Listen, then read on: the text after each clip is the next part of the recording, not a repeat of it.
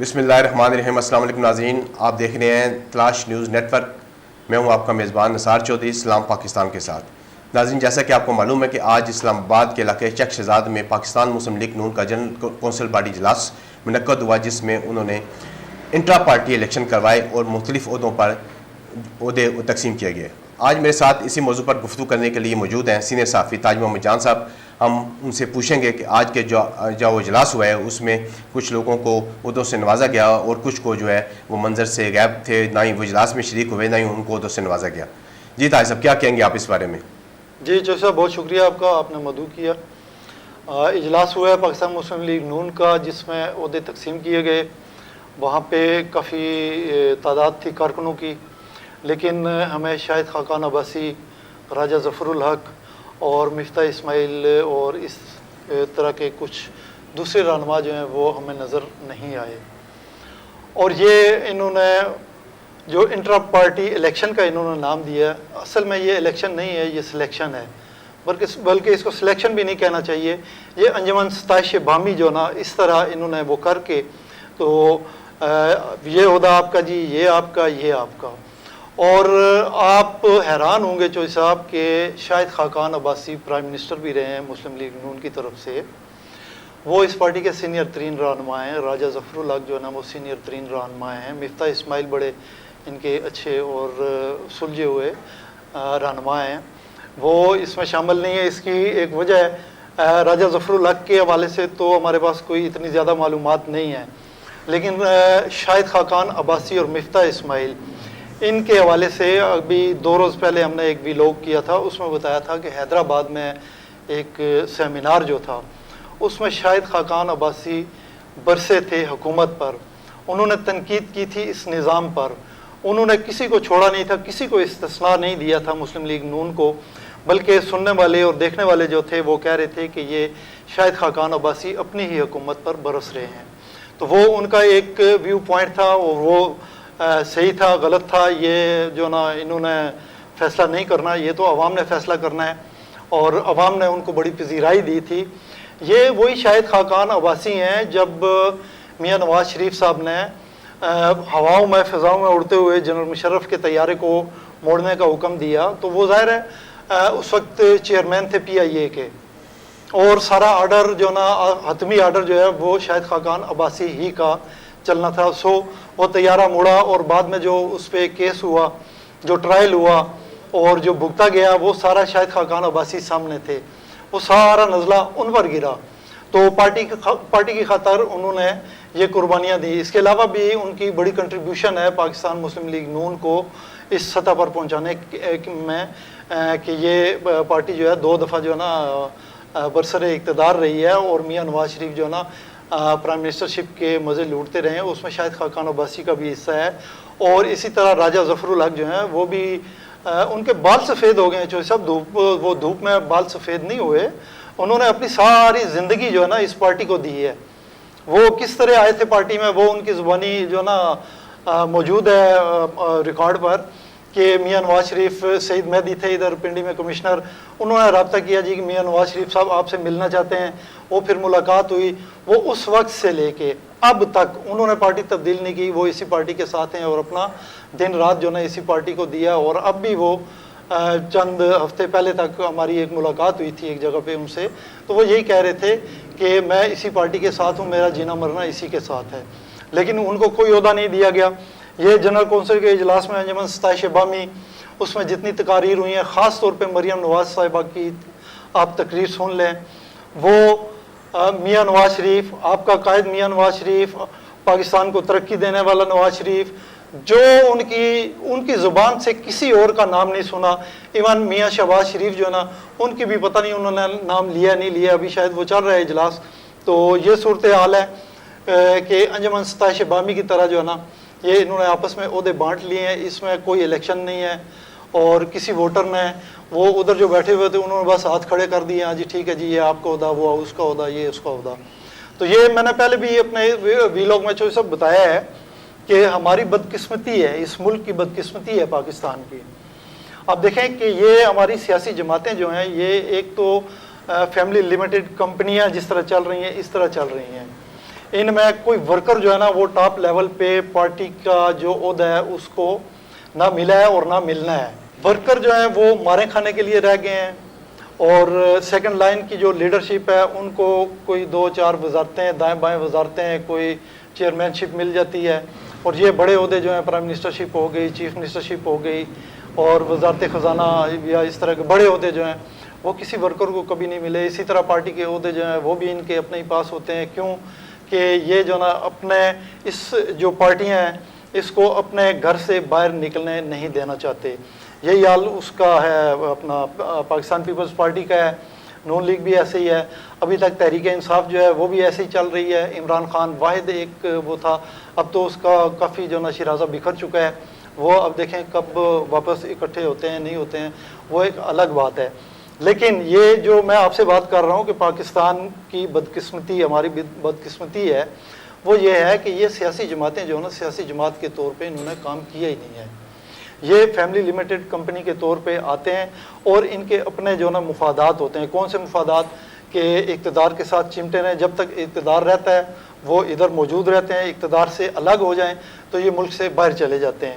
یہی دیکھیں نا 1971 میں کیا ہوا, یہی تھا, پارٹی بازی تھی اور ذاتی مفادات تھے, سیاسی مفادات, ذاتی مفادات, جس کی وجہ سے پاکستان کو 2 لخت ہونا پڑا.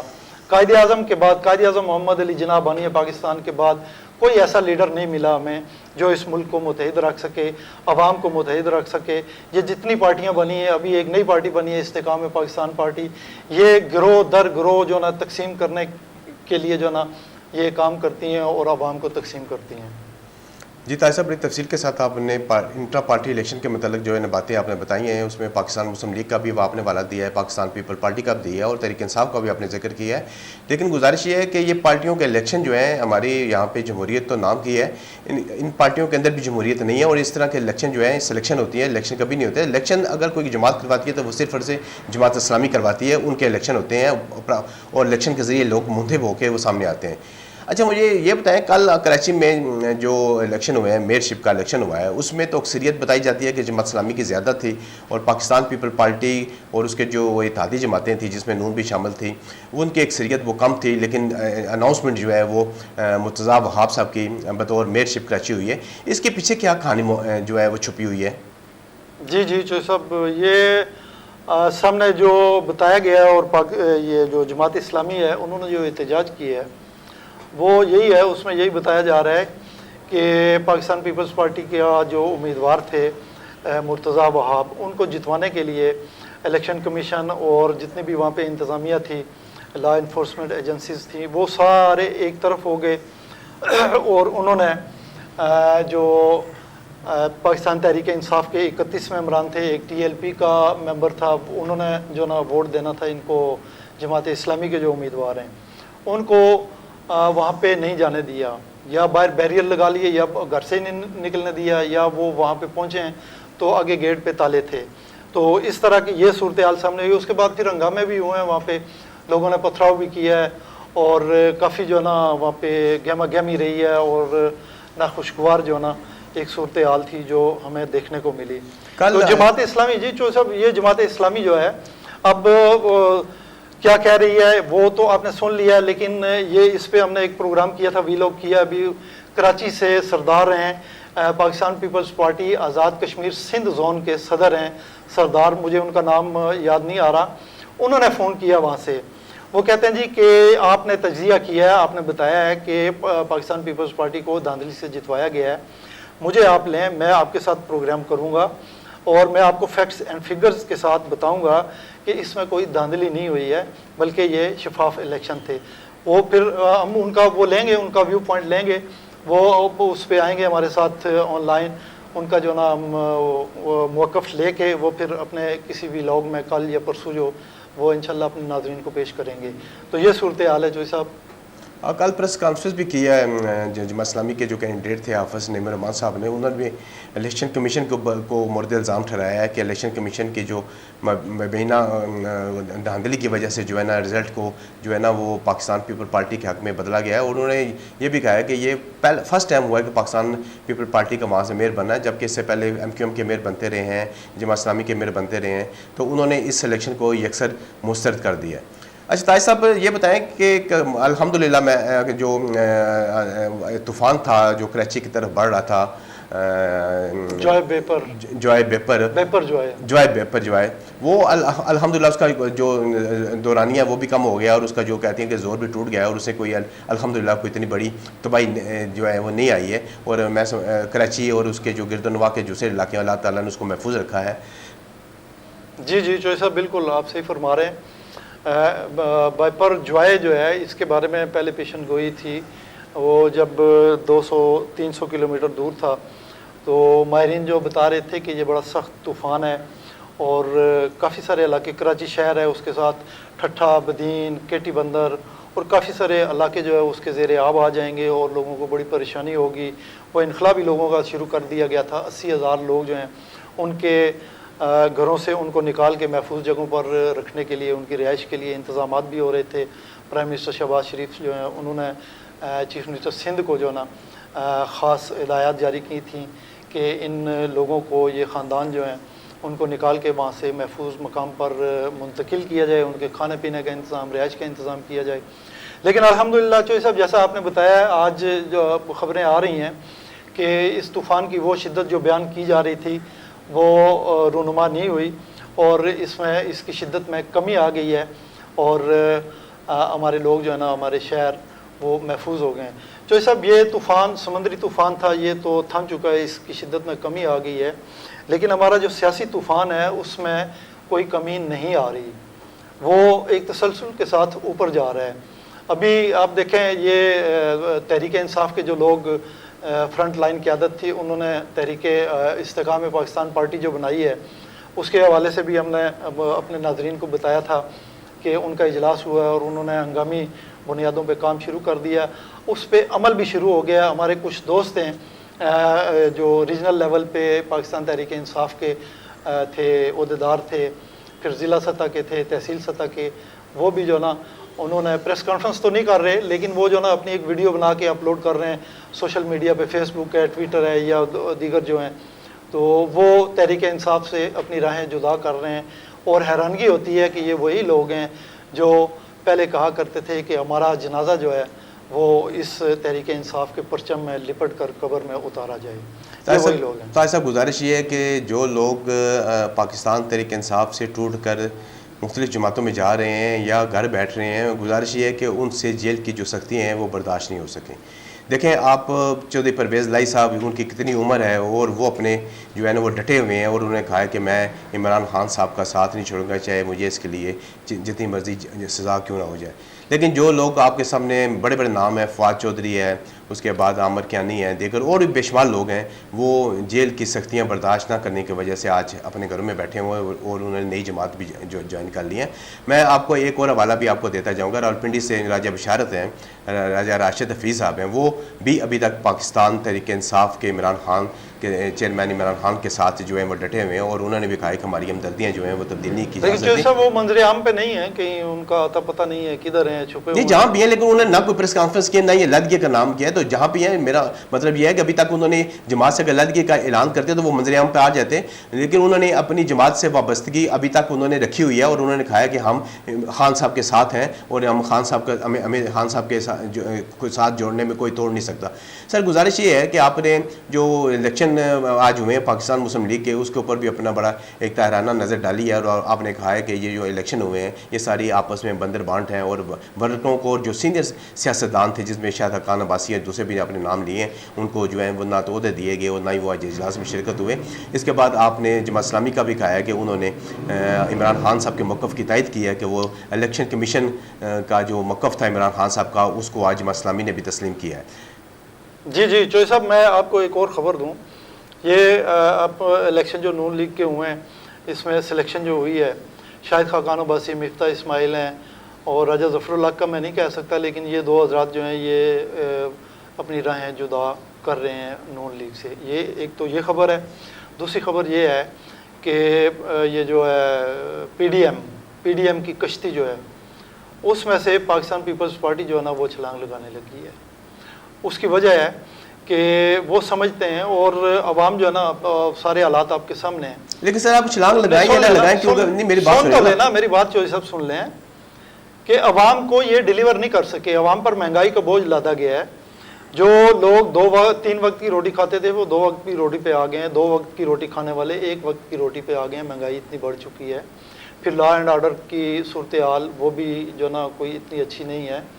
اور اس کے علاوہ دوسرے جو معاملات ہیں وہ بھی کافی گمبھیر ہیں. تو اس وجہ سے وہ لوگ جو ہے نا یہ خود نون لیگ کے لوگ جو ہے نا وہ کہتے ہیں ہم عوام کے ساتھ کس منہ سے جائیں گے، ہم نے تو کچھ ڈیلیور کیا نہیں ہے، ہمارے پاس کچھ ہے ہی نہیں ہے، الیکشن میں ہم کیسے عوام کے پاس جائیں گے. تو پیپلز پارٹی اس چیز سے اپنے آپ کو الگ کر رہی ہے کہ وہ یہ بوجھ جو ہے وہ اپنے سر نہیں لینا چاہتی. وہ اس کشتی سے پی ڈی ایم کی کشتی سے اتر کے پھر اپنا بیانیہ بنائیں گے، عوام کے پاس جائیں گے اور انہیں کہیں گے جی کہ ہم نے یہ حکومت چھوڑ دی ہے. حالانکہ وہ انہوں نے حکومت کے مزے لوٹے ہیں پوری طرح. تو یہ صورتحال ہے. اب دیکھیں اگلے 10 دن میں 15 دن میں یہ جو صورتحال ہے نا یہ بالکل آپ کے سامنے واضح ہو کے آ جائے گی.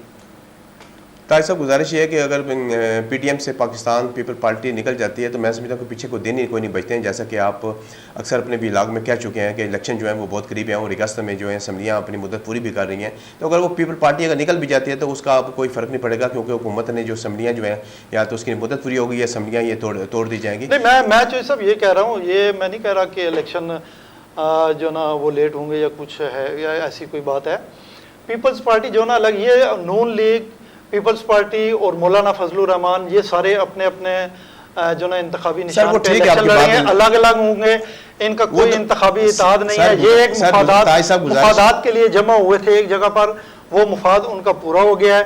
لیول پلینگ فیلڈ ہو گئی ہے. جس طرح مریم نواز صاحبہ جو نا وہ کہہ رہی تھی لیول پلینگ فیلڈ ہوگی، وہ انہوں نے لیول پلینگ فیلڈ جو نا اپنے لیے بنا لیا، حل پھیرا ہے فیلڈ میں اور وہ لیول ہو گئی ہے. اب جو ہے نا یہ آپ دیکھیں ماضی کی طرح نون لیگ جو ہے وہ پیپلز پارٹی کو متون کرے گی.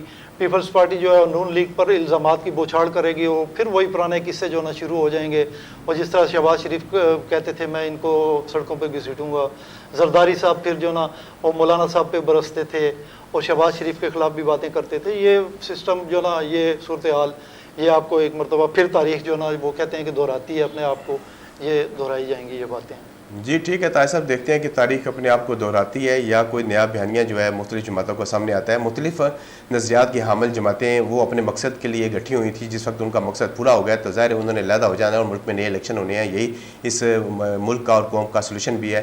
ناظرین اس کے ساتھ ہی ہمارے پروگرام کا وقت ختم ہوتا ہے. اپنا اور اپنے ارد گرد رہنے والے لوگوں کا خیال رکھیے گا. مجھے دیجیے اجازت. اللہ حافظ.